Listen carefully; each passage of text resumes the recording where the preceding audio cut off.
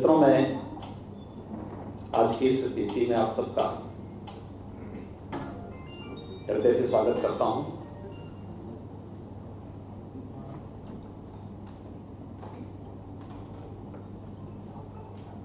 केंद्र में भारतीय जनता पार्टी नेतृत्व की एनडीए सरकार ने देश के किसानों के हित में पिछले 6 वर्षों में अनेक क्रांतिकारी कदम उठाए हैं। हम सब जानते हैं कि देश के अंदर प्रधानमंत्री फसल बीमा योजना, प्रधानमंत्री कृषि सिंचाई योजना, खेती को तकनीक के साथ जोड़ने की कार्य योजना हो,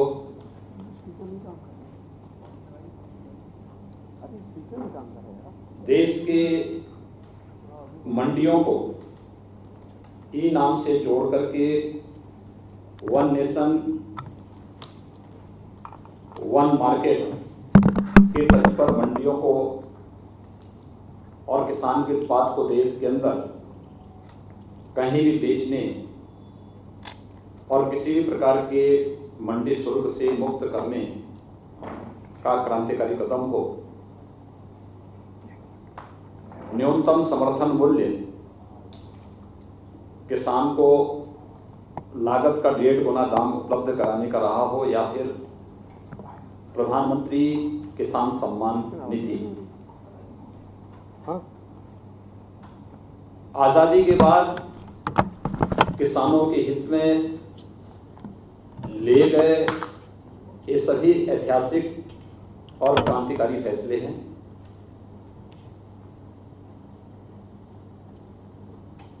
कृषि संबंधी सुधार से जुड़े हुए जो महत्वपूर्ण बिल केंद्र सरकार ने उठाए हैं,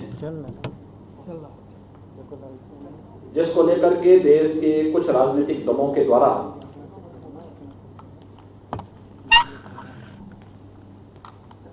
वातावरण खराब करने का प्रयास किया जा रहा है।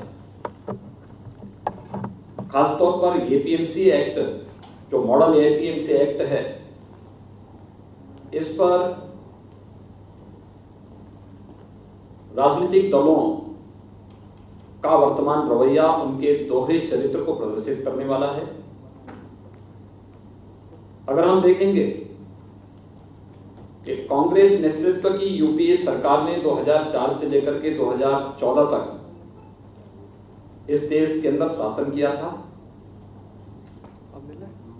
उस सरकार में कांग्रेस पार्टी के नेतृत्व में जो सरकार 2004 से 2014 तक देश के अंदर शासन की, यूपीए की उस सरकार में NCP, left, DMK, Samajwadi Party, Bahujan Samajwadi Party, TMC जैसे राजनीतिक दल या तो सरकार में शामिल थे या सरकार को समर्थन कर रहे थे।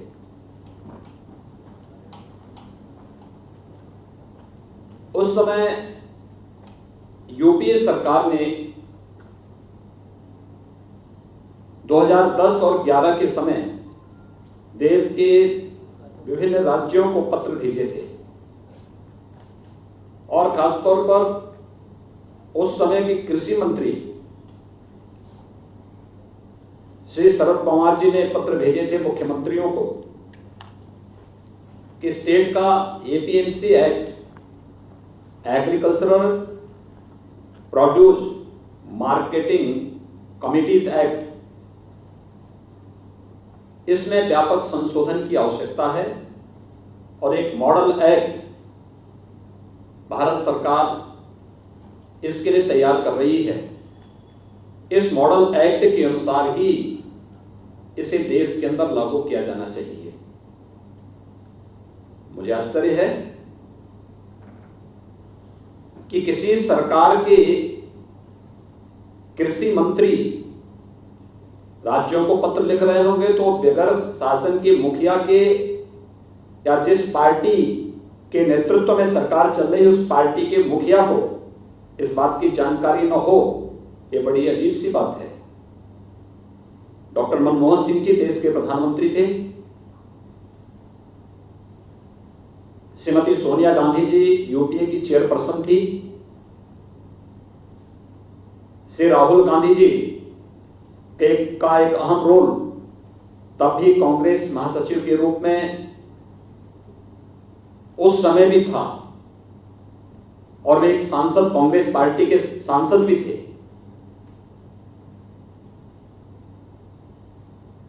आखिर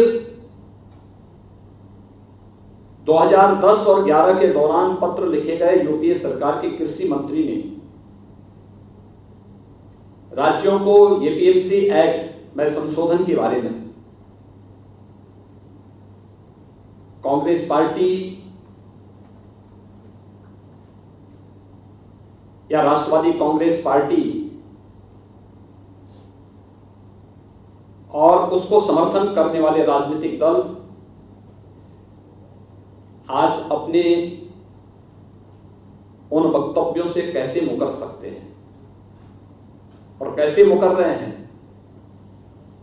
ये इनके दोहरे चरित्र को प्रदर्शित करता है और किसानों, भोले भाले किसानों के कंधे पर बंदूक रख करके कैसे देश के अंदर ये लोग अराजकता का माहौल पैदा करने का कुत्सित प्रयास कर रहे हैं, इसका एक उदाहरण ये घटना है। याद करिए 2014 में दिल्ली के अंदर कांग्रेस की श्रीमती शीला दीक्षित की सरकार हटी थी और आम आदमी पार्टी की सरकार बनी थी। तब कांग्रेस पार्टी के अध्यक्ष के रूप में श्री राहुल गांधी ने एक बात कही थी। कांग्रेस पार्टी के महासचिव के रूप में श्री राहुल गांधी जी ने उस समय एक बात कही थी कि आखिर कांग्रेस क्यों हारी थी, और उन्होंने इस बात का समर्थन किया था कि कांग्रेस पार्टी एपीएमसी एक्ट के अंदर संशोधन करने की पक्षधर है और वह सब्जी और फलों को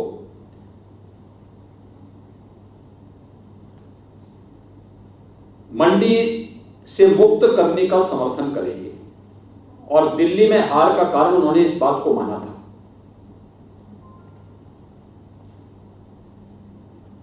यही नहीं,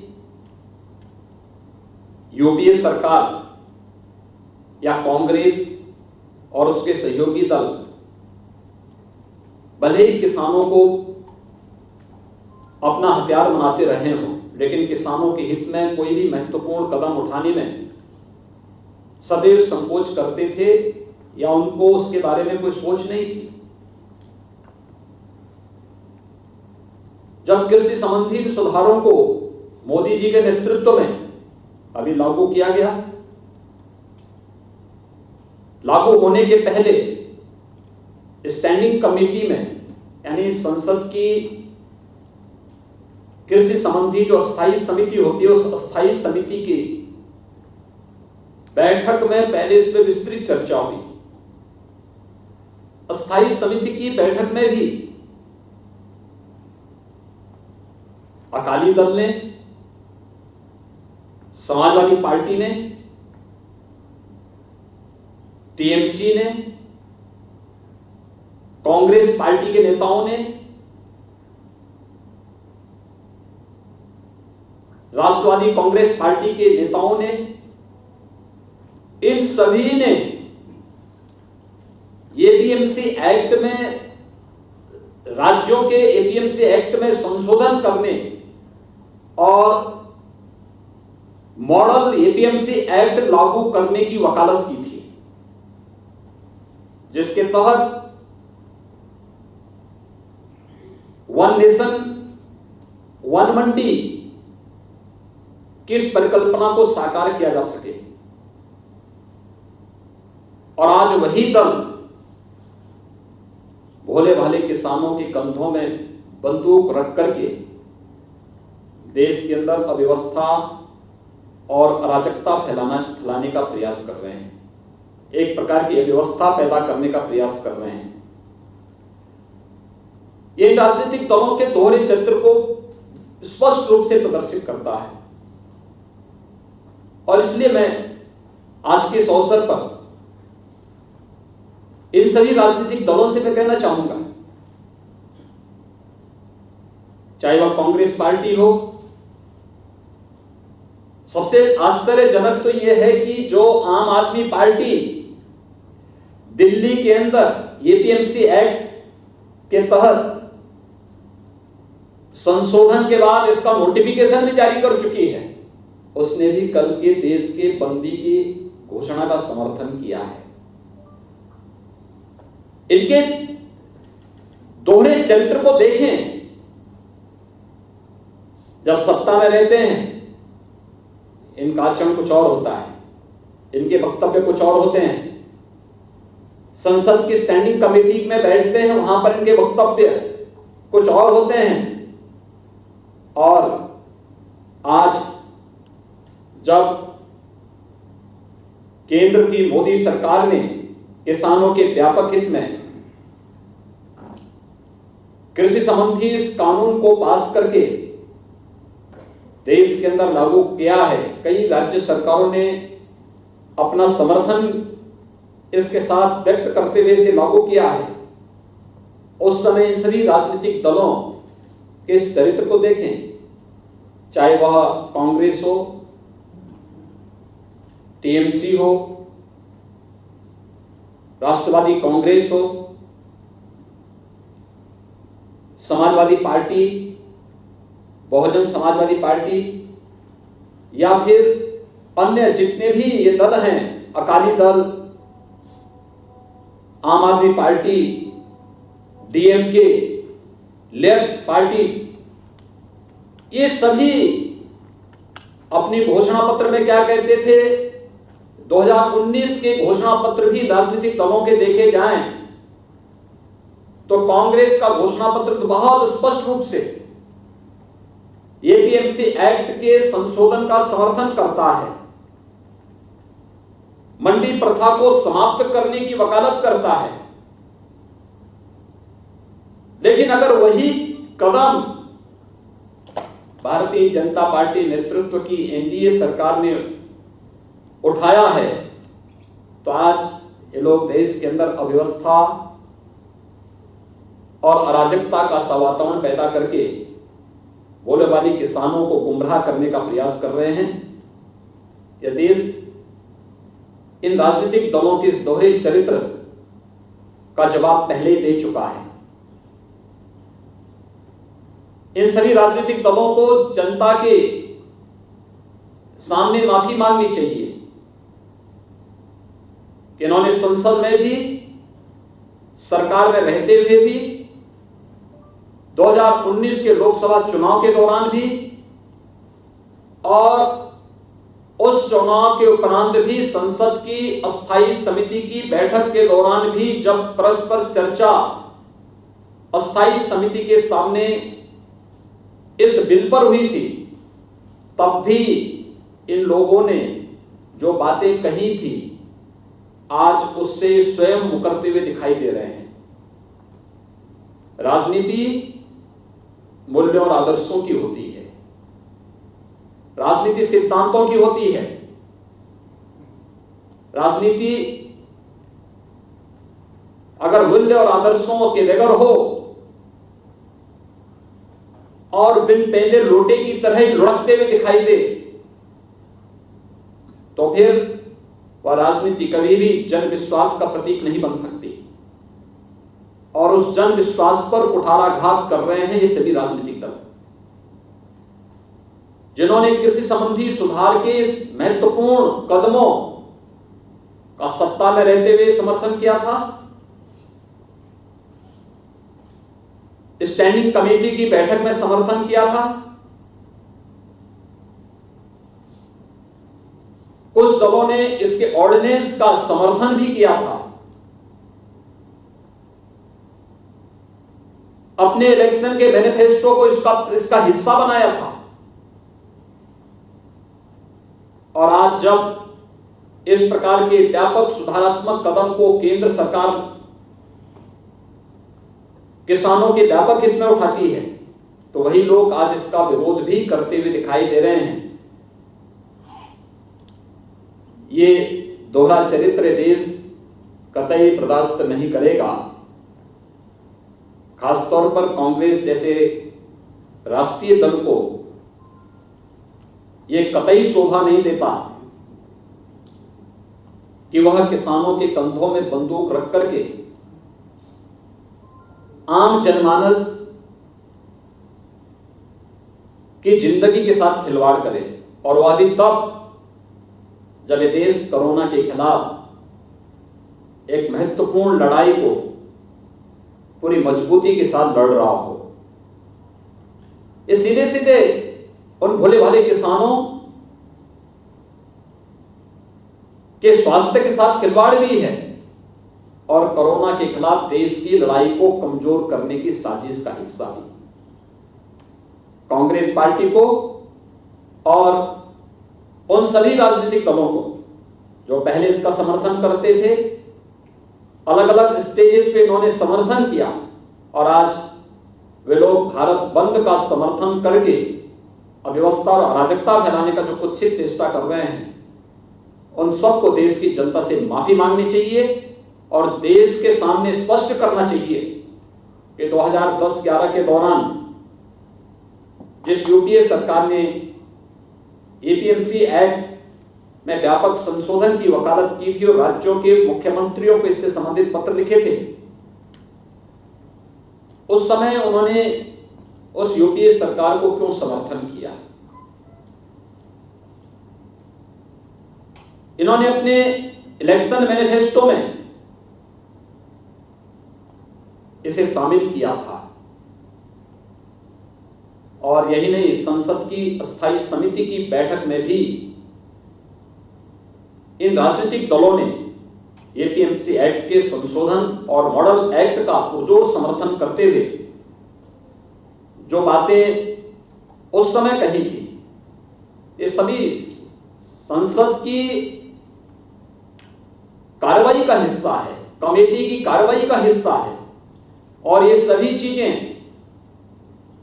पब्लिक डोमेन में है। उन राजनीतिक दलों के मैनिफेस्टो को अगर आप उठा करके देखेंगे